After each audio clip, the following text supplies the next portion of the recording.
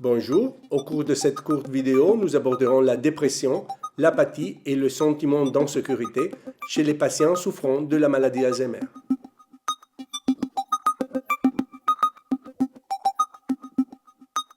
Quelquefois, mon père a l'air vraiment déprimé et il est triste, il pleure.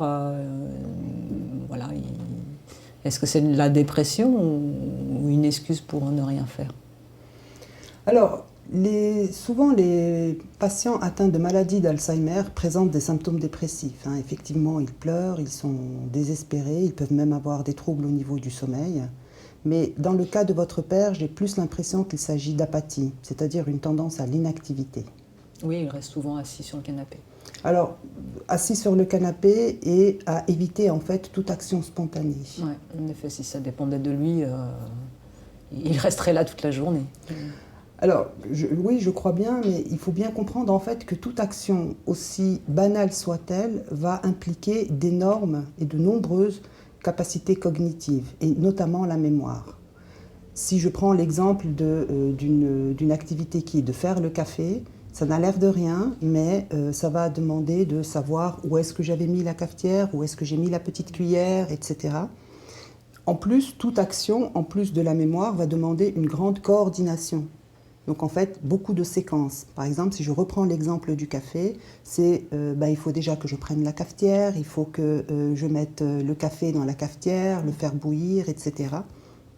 Et donc en fait, toutes ces fonctions cognitives sont un tout petit peu altérées chez les patients atteints de maladie d'Alzheimer. Et du coup, ils n'arrivent pas à pouvoir faire une action dans ces ordres-là. Du coup, en fait, je crois que votre père est dans une situation d'incertitude qui est complète. C'est-à-dire qu'il va se retrouver un tout petit peu coincé entre un passé dont il ne se rappelle plus et un avenir qu'il n'arrive pas à programmer. Alors du coup, ça va entraîner une très grande angoisse. Et pour réagir contre cette angoisse, il va finalement éviter. Alors il va éviter l'action, mais il va aussi éviter d'autres choses. C'est-à-dire que il va éviter, par exemple, des contacts avec des personnes qu'il n'est pas sûr en fait de reconnaître, et il va plutôt aller vers les personnes de son entourage, donc des personnes très familières comme vous ou peut-être son épouse. Et puis, il va aussi en fait éviter tous les déplacements. Il va éviter d'aller dans des endroits qu'il n'est pas sûr de reconnaître ou dans lesquels il n'est pas sûr de se retrouver.